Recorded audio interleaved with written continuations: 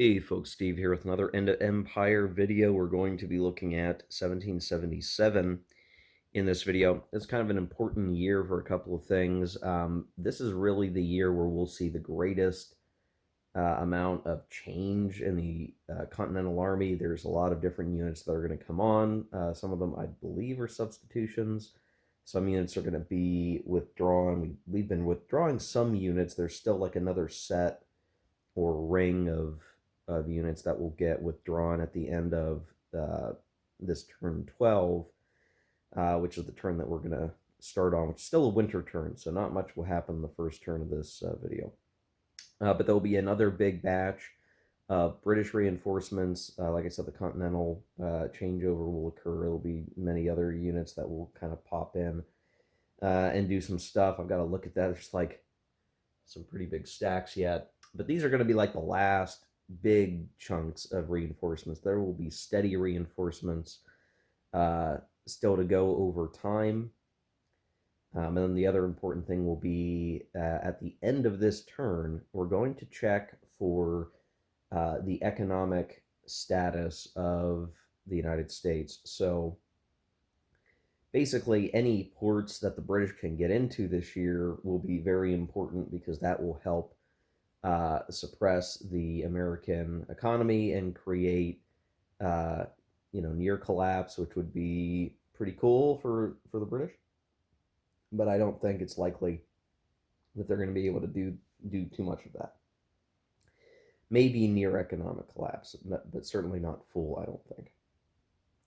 The other thing is the Americans are going to be feeling the pressure to bring the French in. Now they have 7 steps of British regulars removed, but we've just not seen a real good opportunity for a Saratoga-like victory yet, where we could eliminate a whole bunch of British units. It's just not presented itself. I've been careful to send too many units around where they could be in a weakened state or could be cut out of supply.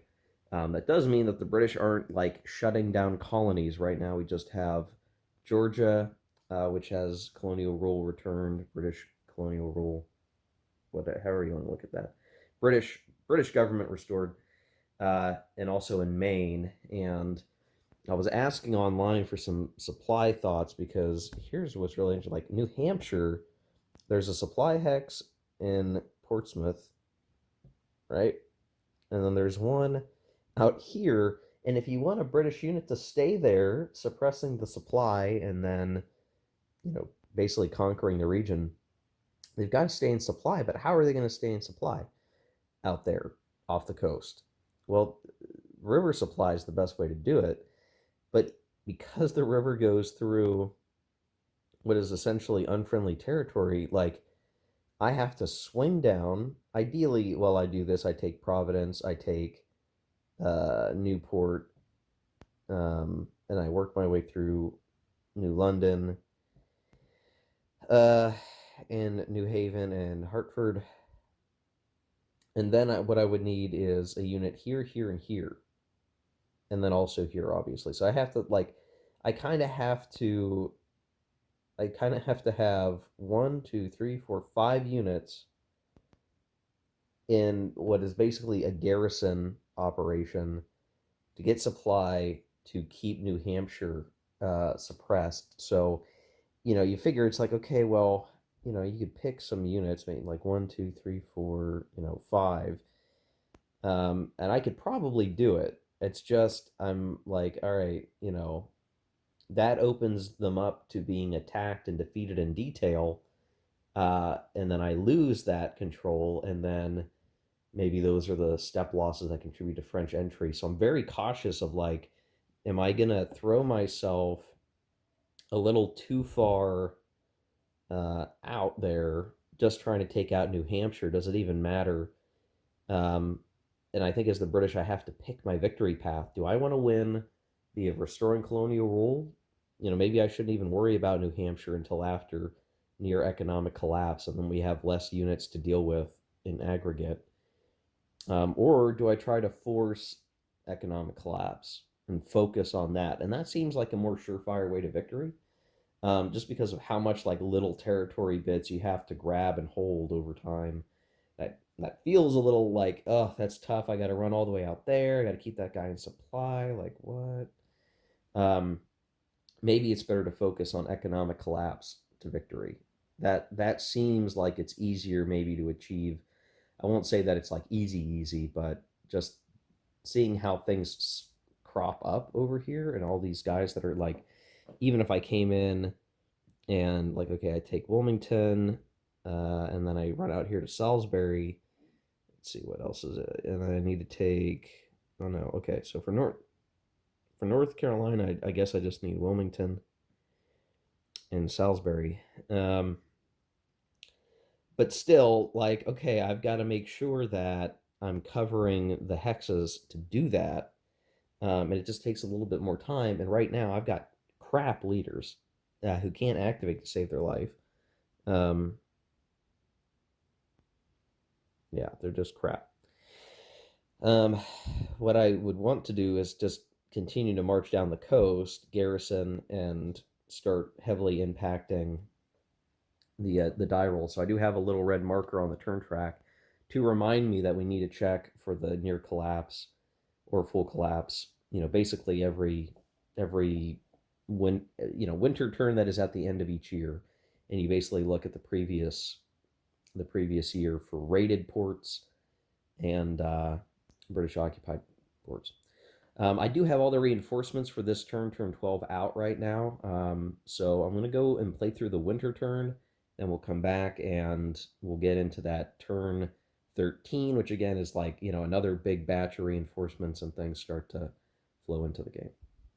Okay, here we are at the start of spring 1777. The most significant thing is, down the south, the winter doesn't matter as much. And we had the German mercenaries come in, and they did take Charleston. And basically, Montgomery's force has been greatly reduced and pushed back. He really needs reinforcements at this point. But the colonial rule has been restored. This does mean we get the Marian Militia. So this is sort of a special militia that is going to be a thorn in the British side as much as he can. Right now, he's just masking some entry hexes for some units that are coming in.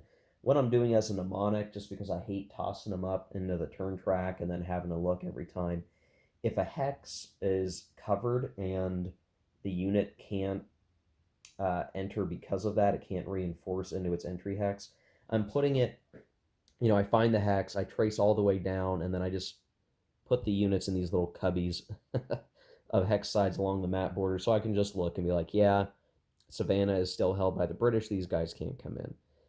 These guys can come in because they have boxed factors. They'll probably get smushed. And then, these guys can't come in into this hex because of Marian. This guy can't come in due to the North Carolina militia in place up here, and so on and so forth. And I've got a couple other cases of that in the north, but not too many.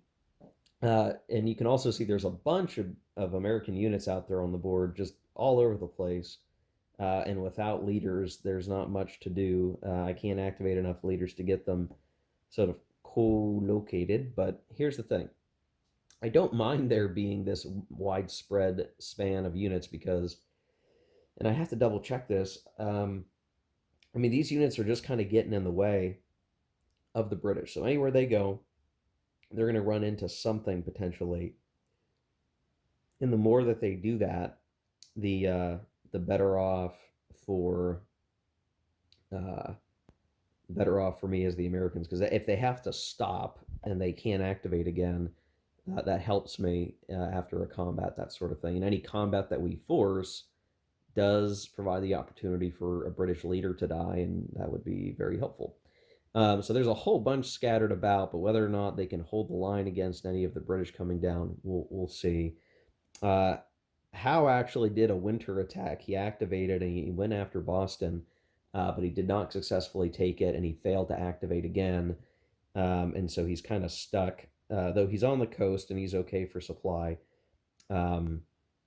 he basically wants to take Boston and kind of knock open the North, but he just didn't get there. And now we've got these units that are popping in, and this is one of those weird things. Like, okay, I guess even if the British colonial rule is in place, and well, I guess these guys are coming in New Hampshire.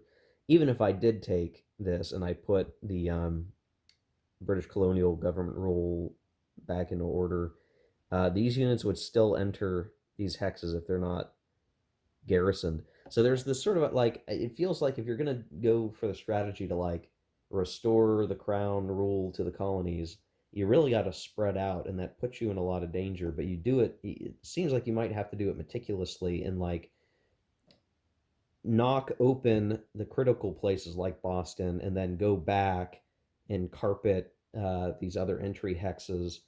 And then the more you do that, the better off you'll be. And that gets easier if you can cause the Americans to collapse economically. So it feels like the right strategy maybe is focus on the coasts, deal with the pinpricks how you can, cause collapse. Then with the fewer American numbers, it's safer to spread out and knock out the smaller regiments, carpet, the entry hexes, and start restoring rule. So that's sort of a strategy we want to continue, but we're kind of in this weird position here where we got to be careful.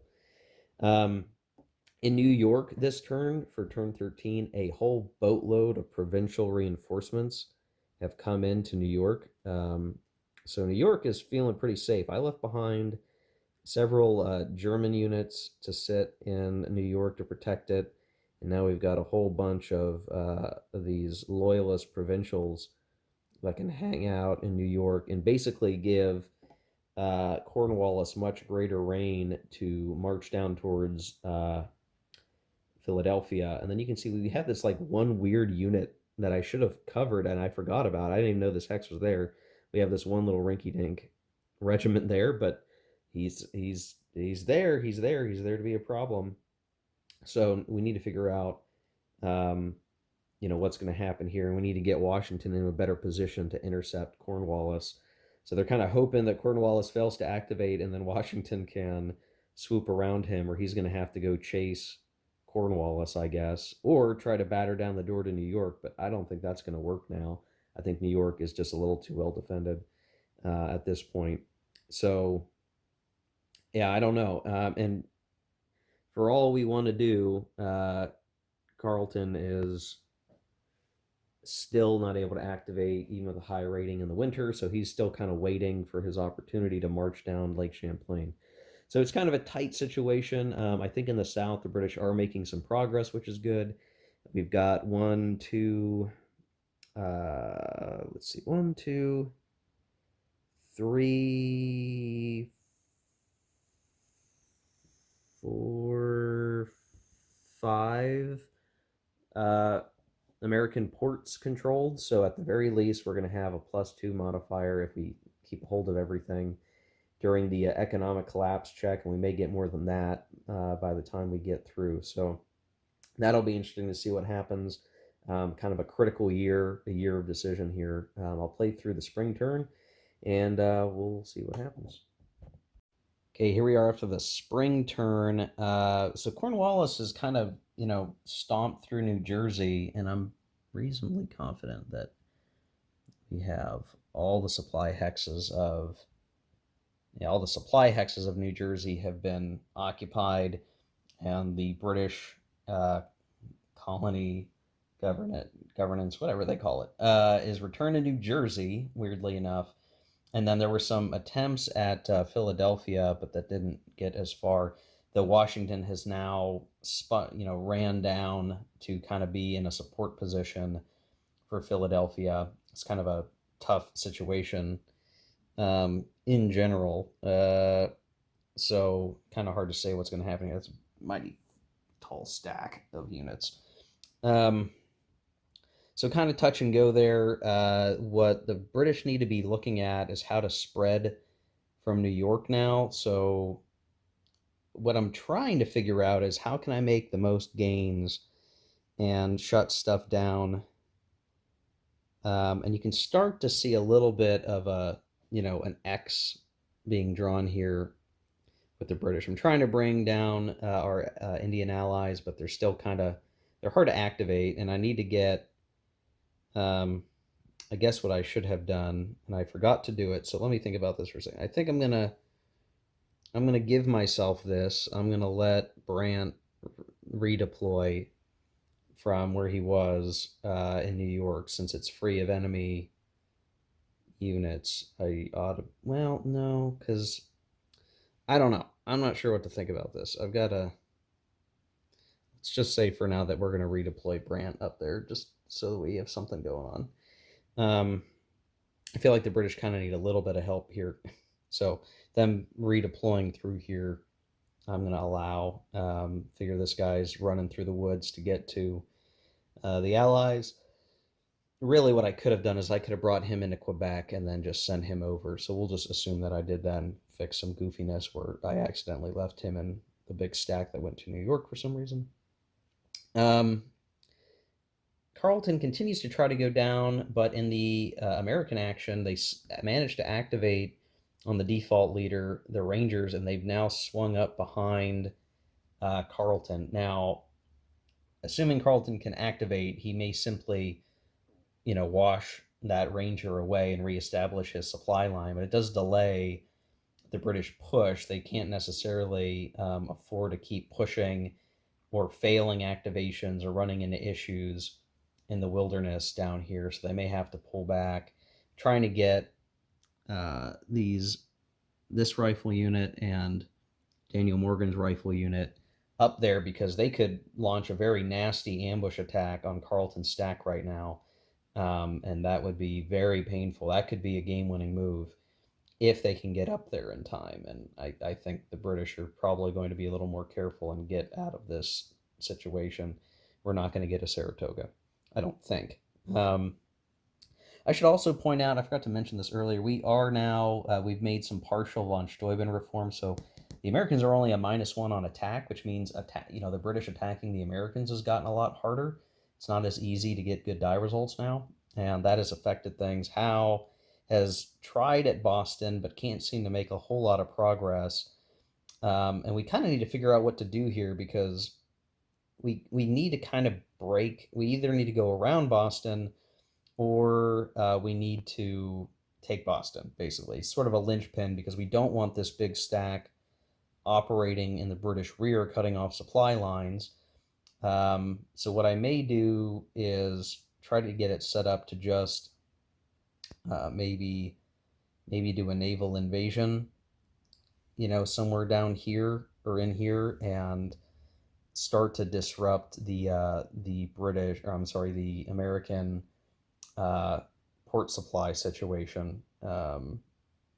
We'll see. I'm still trying to figure out what's the best move. Maybe it was a mistake to just leave New York and try to take Philadelphia. Like, what does Philadelphia really get us? It's symbolic more than anything. It would be a good port to take and then to hold for sure. But I'm not sure. I'm not sure it makes sense for the British to have done this. I think maybe what I need to do is stomp along Delaware, maybe try to find a port hex somewhere and use that as a new base of operations and do a naval invasion of Newport is maybe what I should do. Or I could send someone from New York into New London and hold that port and start to squish. Because ultimately what I need to do, if I could bring the British forces through this X and take control of ports, take control of the Hudson, and achieve some level of victory in the northern New England states, that would be a pretty major use. There's a lot of ports up here. I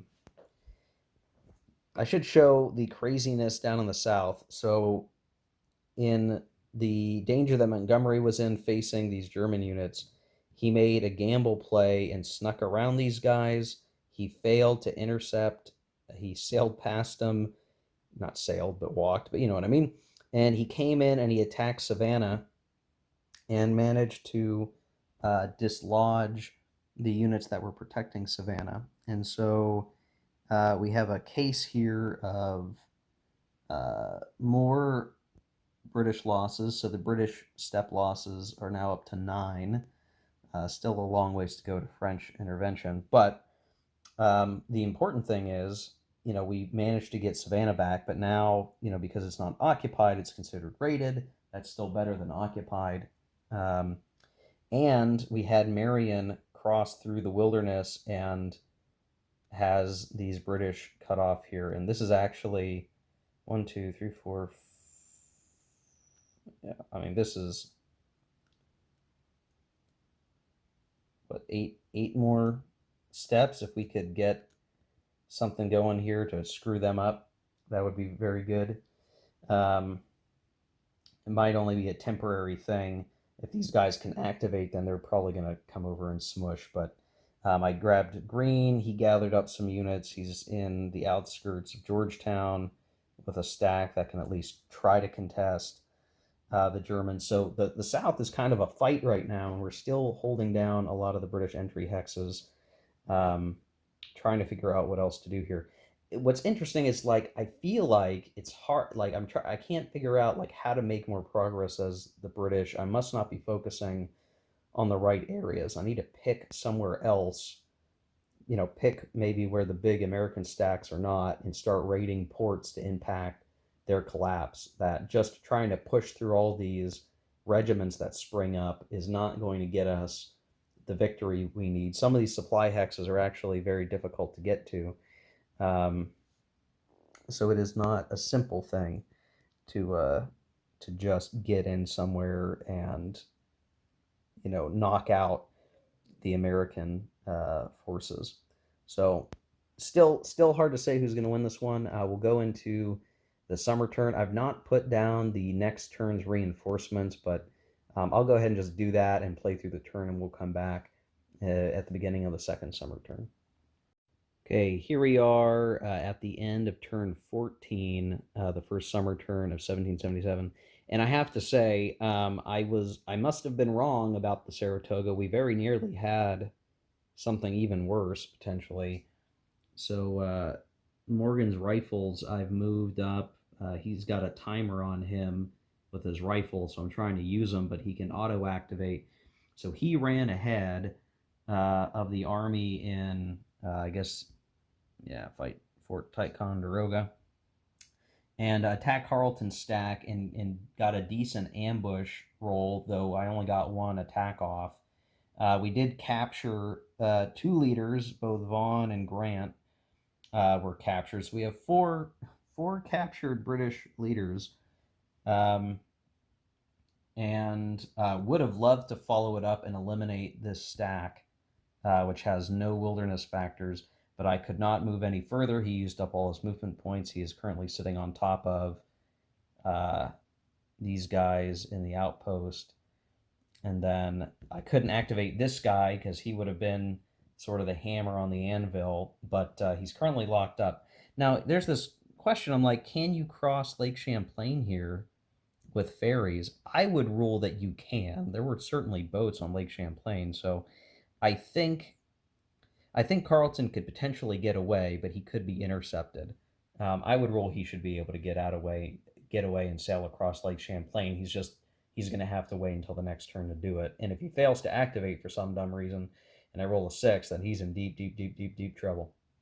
Deep trouble. So there's that.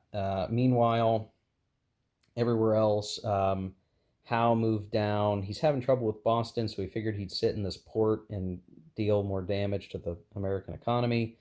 I did some suicide attacks that I got lucky on default leader activations, but they just banged their head against the garrison in Portsmouth. So much for that. Around New Jersey, Washington came around, cleared Trenton, and relieved New Jersey, came back, tried to attack the hex in front of Philadelphia. Cornwallis intercepted and smacked Washington, a good one. So there's that. The British have put these guys out of supply over here because they've captured this. Delaware is currently having British rule restored. There aren't any ports over here, so It's not like this huge gain, but just to kind of help slow the Americans down. Over here in the south, we've had a little bit of a do-si-do a little bit, where the Green has retaken Charleston and is now, there's a pincer, but this German stack uh, is basically stronger than either stack. So he just has to like figure out what he wants to do. He wants to save these British guys, so he's gonna have to come in here and then maybe run up here, or these guys fight their way out. But it's the activation game that they're losing down here, and the British are just having trouble. They're having trouble with their leaders being able to activate, so they're kind of struggling with that right now. We are sitting at what is it, 13 steps lost as the British. So before long, we're going to be heading into territory where uh, they will need they will need some sort of relief um, with provincials, because if the British lose too many more steps off the map, then the French will enter the war, and um, it'll make it that much harder to win. We're going to have to deal with the French fleet, and that could pose many, many problems for us. We've just not made as much headway as I think we ought to be making as the British, um, amazingly enough. But if you look at like territory maps, it's like, the campaigns were kind of touch and go. So I guess, this isn't too crazy. So, all right, I'm going to go bring the reinforcements in for this next turn, turn 14, and we'll play through that. Okay, here we are at the end of the second summer turn of 1777. Most significant thing is we are going to have French entry.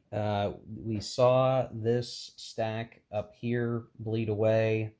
And even Brant couldn't necessarily save the day.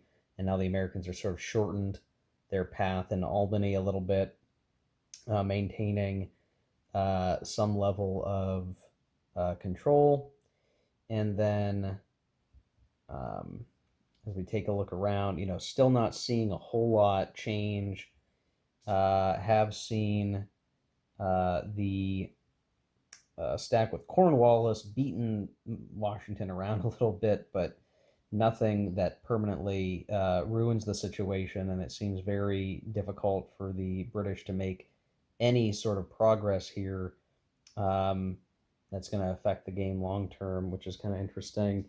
I definitely say I'm probably not playing the British very well. I'm probably just not thinking through like the very best thing they should be doing. Here, the Germans moved back to Savannah, have recaptured it. These guys still seem cut off, and the American stacks are trying to play sort of zone defense. I think what I may just need to do with him is send him down the coast and just start destroying, raiding ports and stuff to try to impact the American economy. The problem is he just can't activate very much. It's really hard to keep him activated. So we're running into a problem.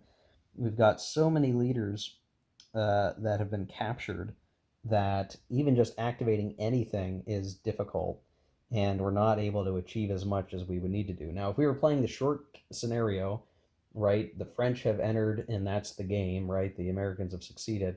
But I'm going to keep going.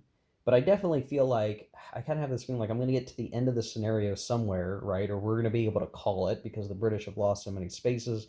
They're not going to get anywhere. It's going to be like, okay, like this is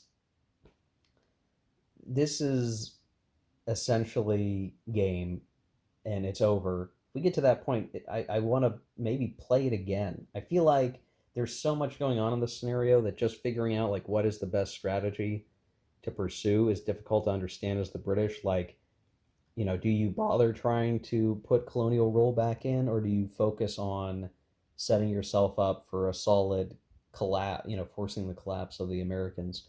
That might be simply the better thing to focus on. Because like getting into Philadelphia is not going to do much for us. It's not going to significantly change the state of the game.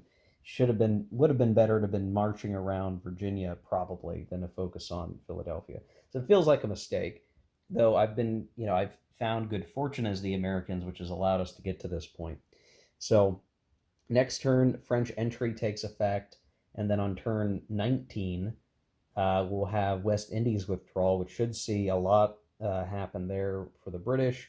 We could see, maybe it's going to be bad enough to see. Well, I don't know. We'll figure it out. We will figure out what happens at that point. And then at some point we'll get French reinforcements, though not for a long while yet. So I guess other significant things: the Americans get access to overseas supply where they're not being blockaded. There'll be a few other things that will matter there. I guess the most important thing will be that with French entry, we stave off some of the impact to the economic die roll at the end of this year. So that's something worth watching.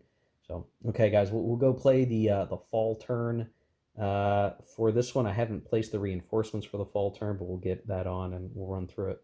All right, here we are at the end of the fall turn, and I've already placed the winter turn reinforcements. Nothing too crazy. I want to show, man, there's a lot to talk about here. Down in Georgia, the two stacks that are sort of our main. I should probably just give them the Southern Army holding marker, but they maneuvered around and they ended up eliminating the British that were over here. The what had happened is they got their leader captured, and actually I need to do some leader exchange because a few American leaders did get captured this other turn. So if you go like in order, basically you do the lowest ranked before the highest ranked, and so it'll probably be is Peugeot and Vaughn come back, and then Sterling and Gates come back as an exchange is what's going to happen. So I'll need to do that.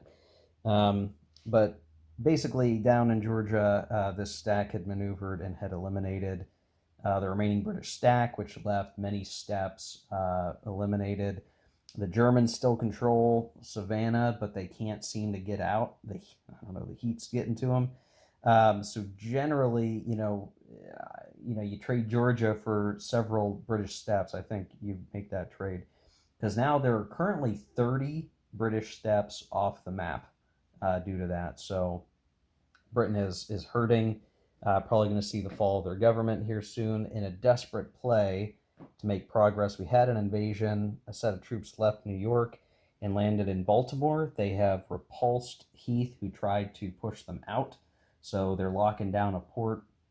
And then we had Cornwallis, who was kind of, finagling around here, actually came over and took ferry action into Baltimore and won a combat and eliminated American units in Baltimore and have captured Baltimore.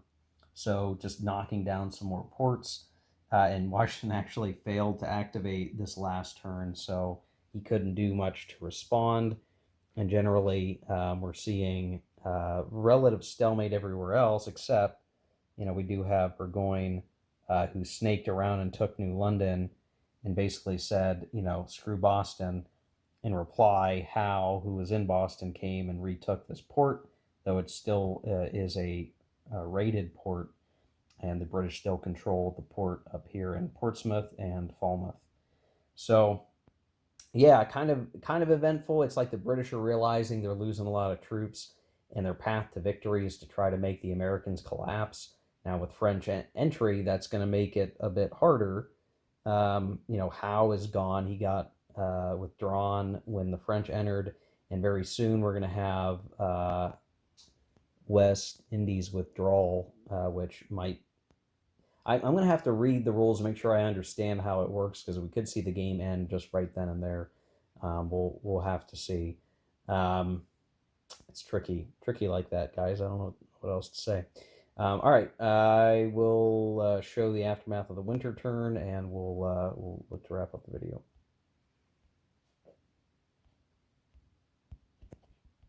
Okay, here we are at the very end of turn 17 and the end of 1777. The German mercenaries attempted to get into Charleston but failed to do so. They basically had an okay combat result, and they tried to continue and they failed. So Georgia remains in the Crown control, but Charleston and South Carolina remain Patriot controlled. As we look along through here, winter basically was pretty stagnant across the board. I did make sure to mark some port rated markers so we wouldn't forget.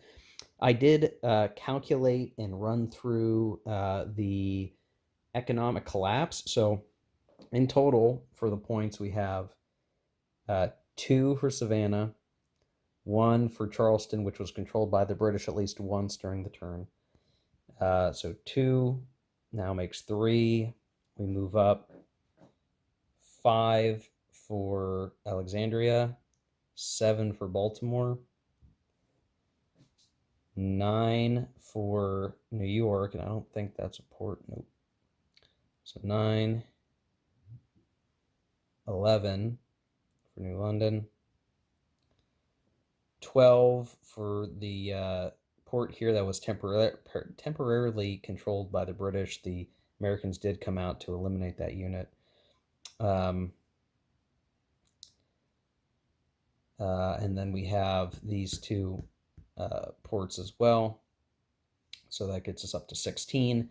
Then you divide that by 5 and round to the nearest whole number. So that gives us a 3 as a modifier to the die roll then, because French entry, that's a -2. So the net effect is a +1. We rolled the die. I rolled a 5, +1 is 6. So on turn 17, we would have needed an 8 or higher. Basically, given French entry, nothing was going to be enough to cause economic collapse here. So the battle will continue. I think, when you look at it, it's like, okay, would have taking the ports now this year made sense, and we definitely are doing that to try to drive collapse. However, we've lost so many units, and I'm trying to think of like what could I have done better as the British? And it makes me, like I said, it makes me want to start over and play it again, but I'll play through and then we'll see how I feel. Maybe I'll just replay it, right? My table's kind of a mess. I need to be a little more organized. But yeah, so there you go, guys. That's 1777. So we're going to go into 1778. You can see there are some reinforcements that are going to be coming in. This was the marker that denoted the need to do economic collapse every winter from here on out. I'll set this here to remind me for 1778. And we do have Spanish entry, which is going to occur out to here, and more to come. But again, I think on turn 19, when we have the West Indies withdrawal, we might have to check to see if that's the end of the game or not. I'm not sure how that's going to work. But given how many losses the British have suffered, I think that's going to be a key thing to watch out for. So see you in the next video, guys. That was it for 1777. Hope you liked the video. Hit like if you did. Comment if you've got thoughts on how things are going, and we'll see you in the February turn of 1778.